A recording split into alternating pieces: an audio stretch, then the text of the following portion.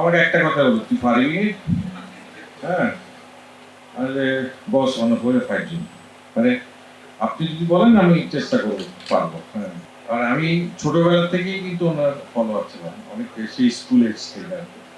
যখন উনি গিটার বাজাতেন, আর আমার এখনো মনে পড়ছে, আমি ক্লাস 7-এ ফার্স্ট ওনার একটা শো দেখি কমার্স কলেজে। আমার বড় ভাই কমার্স কলেজে পড়তো, money for nothing, that's it. তখন জানতাম না এটা কার গান, কারণ আমি যেখান থেকে ক্যাসেটটা কিনছি, ক্যাসেট কাভারের বুস্ট স্পিক্সের ছবি ছিল।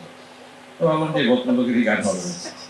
হ্যাঁ, তো সেই গান শুনে ওনাকে বাজাতে থেকে আমি তো বেরোস, যে কোনো এই লোককে ধরতে হবে, গিরা বাজাতে হবে। তো আমরা যখন আসলে একটু বড় হয়েছি, তখন তো উনি আসলে চিরন থেকে ঢাকায় চলে আসছে। হ্যাঁ, তোনাকে আর পাইনি বলে। তো ঢাকায় যখন আসলাম 2000, আমার মনে আছে, আমি যে কোম্পানিতে চাকরি করতাম, বিজেপুর।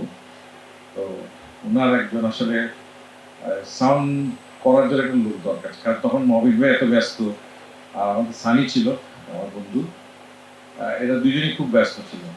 তো একজন তো আমাকে নিয়ে তানিম ভাই গেলেন ওনার কাছে স্টুডিওতে, মগবাজার টিভি কিচেনে।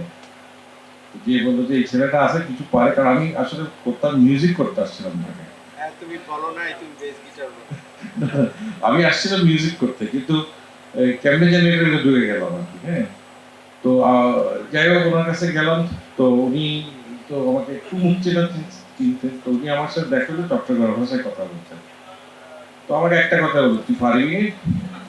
হ্যাঁ, তাহলে বস অন করে ফাইভ মানে আপনি যদি বলেন আমি চেষ্টা করবো, পারবো। হ্যাঁ, তো আমাদের প্রথম শো ছিল মিরপুর ডেন্টাল কলেজে। তো আমরা প্রচন্ড দ্রুত করলাম, সাউন্ড টাউন্ড করলাম, ই করলাম। দুপুরবেলায় শো শুরু হলো, শো শেষ হলো। তো সেই তো ওনারা যেহেতু মানুষজন খুব মগ হয়ে উনি তো চলে গেলেন। এখন আমি তো টেনশনে পড়লাম যে আসলে হয়েছে কি হয় নাই, মানে চাকরি থাকবে কি থাকবে না। হ্যাঁ,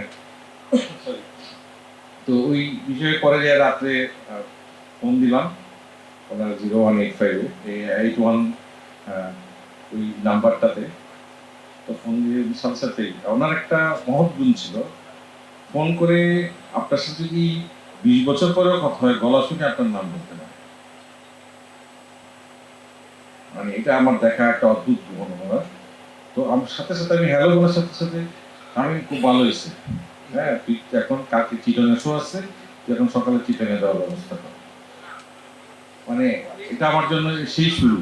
তারপরে আমি 2005-এ যখন টুটুল ভাই এলাবি ছেড়ে দেয়, হ্যাঁ, তখন উনি আমাকে বলে যে একটা কাজ করার আগে টুটুল দেখাশোনা করতো, তুই একটু দেখ, হ্যাঁ, শৌকগুলা কিভাবে কি অর্গানাইজ, সে থেকে আমার ওনার ম্যানেজমেন্টের জিনিসগুলো শুরু। তো মাসুদকে নিয়ে আমাদের নতুন যাত্রা, উইদাউট কিবোর্ড, দুটা গিটার নিয়ে।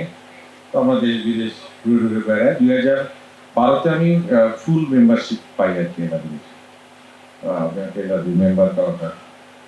যাই হোক, আমার এই জার্নিটাতে আমি বাচ্চুকে আজকে জন্মদিন, আমি সকাল থেকেই একটা কথা মনে হচ্ছিল যে আমরা বিভিন্ন সময় অনেক ক্রাইসিসে যাই, পার্সোনাল ক্রাইসিস বা একটা সমষ্টিগত crisis. One one stop solution, মানে আপনাকে দেখলেই সে বলে দিতে পারবে আপনি কোনো একটা ঝামেলায় আছেন। আর আপনি ওনার সামনে কিছু বলার দরকার নাই, উনি সব বলে দিতে পারবে যে একটা ঝামেলায় আছেন বা কিছু একটা, মানে উনি একটা কিছু একটা সলিউশন বের করবে। এই জিনিসটা আমার খুব বেশি প্রকটভাবে মনে পড়ছিল প্যান্ডেমিকের সময়, যখন আমাদের মিউজিক ইন্ডাস্ট্রি স্তম্ভিত, কোনো কাজ করতে পারতেছে না। আমি তখন ওনাকে সবচেয়ে বেশি মিস করছি, যে উনি থাকলে কিছু না কিছু একটা বাইর করতো, কাজ করার কিছু না কিছু একটা বাইর করতো। ঠিক এই মুহূর্তে সেই কথাটা কেন তুললাম, আমাদের আজকে ব্যান্ড মিউজিকের কনসার্ট এরিনাটা খুব বাজে অবস্থায় আছে, আমরা শো করতে পারতেছি না। আউটডোর বলেন, ইনডোর বলেন, হ্যাঁ, সম্প্রতি কিছু শো হচ্ছে, বাট অনেক শোতেই আসলে ঝামেলা হচ্ছে বেশি, পারমিশন পাওয়া যাচ্ছে না। আমাদের যে দেশে এই জিনিসগুলোতে আমরা কেউ আসলে কাজ করতেছি না। আসলে আমাদের মিউজিশিয়ানদের যেটা কাজ, আমরা তো আগে একটা সময় ছিল যে ওই স্টুডিওতে বাজাইলেই হয়ে যেত, জীবন ধারণ করা যেত, কিন্তু এখন আসলে লাইভের উপর আমরা লাইভ স্টেজের উপর অনেক বেশি মানে আমাদের ডিপেন্ডেন্সি অনেক বেশি। কিন্তু আমরা এটা নিয়ে কেউ কাজ করতেছি না, বা এখানে যারা সিনিয়র যারা আছেন বা আমাদের যারা সংগঠিত ব্যক্তিবর্গরা আছেন ওনারা কেউ কাজ করছেন না কিনা জানি না, এটা হচ্ছে না আসলে। কারণ কনসার্টে না থাকলে আসলে ব্যান্ডের যে তারুণ্যটা, যে আমেজটা, সেটা আসলে বোঝা যায় না। হ্যাঁ, তো আমি চাইবো যে আজকে বাচ্চু ভাইয়ের জন্মদিনে সবার কাছে একটা অনুরোধ করবো যে এই জায়গাটাতে যদি গভর্নমেন্ট কোনো কিছু একটা করা যায় বা কিছু একটা করা যায়। উনি দীর্ঘদিন চেষ্টা করছিলেন যে আমাদের ব্যান্ড মিউজিকের জন্য একটা জায়গা খুঁজে বের করতে, একটা ফিক্সড জায়গা থাকবে যেখানে আমরা শোগুলো করতে পারবো। এবং উনি একটি বিশেষ চ্যানেলের মাধ্যমে একটা ব্যান্ড মিউজিক ডেও চেয়েছিলেন এবং সেটা করতেছে। এখন ওনারাও যতটুকু পারে করে, আসলে এটাও তো বড় আকারে করতে পারতেছি না ডিসেম্বরের 1 তারিখে। তো আমি চাইতেছি যে আসলে জিনিসগুলো, ওনার যে স্বপ্নগুলো কিন্তু আহ, একটা আসলে সবকিছুকে নিয়ে ওনার পার্সোনাল কোনো ইচ্ছা কিন্তু উনি কখনোই প্রকাশ করেন না। উনি সমষ্টিগতভাবে পুরো মিউজিক ইন্ডাস্ট্রিকে নিয়ে চিন্তা করে ওনার স্বপ্নগুলো উনি বলতেন আর কি সবাইকে। যাই হোক, অনেক দোয়া করি এই জন্মদিনের দিন ওনার, আল্লাহ ওনাকে বেশ নসিব করুক, বেশ সুন্দর জায়গায় রাখুন, নিশ্চয়ই রাখছেন। উনি ভালো থাকুন। আর এই অ্যালবামটার ব্যাপারে আসলে আমি গান শোনাগুলোর জন্য উদ্গ্রীব হয়ে আছি। গানগুলো কেমনটা, প্রত্যেকটা গানই আমার জন্য খুব কমন গান। তো এটা আসলে আমি জানি যে আপনারা সবাই খুব সুন্দরভাবে এইগুলোকে কভার করেছেন। আর ইনশাল্লাহ আমার মনে হয় সবাই শুনলে ভালো লাগবে, কারণ এইভাবেই প্রজন্ম থেকে প্রজন্ম উনি বেঁচে থাকবে আর ইনশাল্লাহ সবার মাধ্যমে।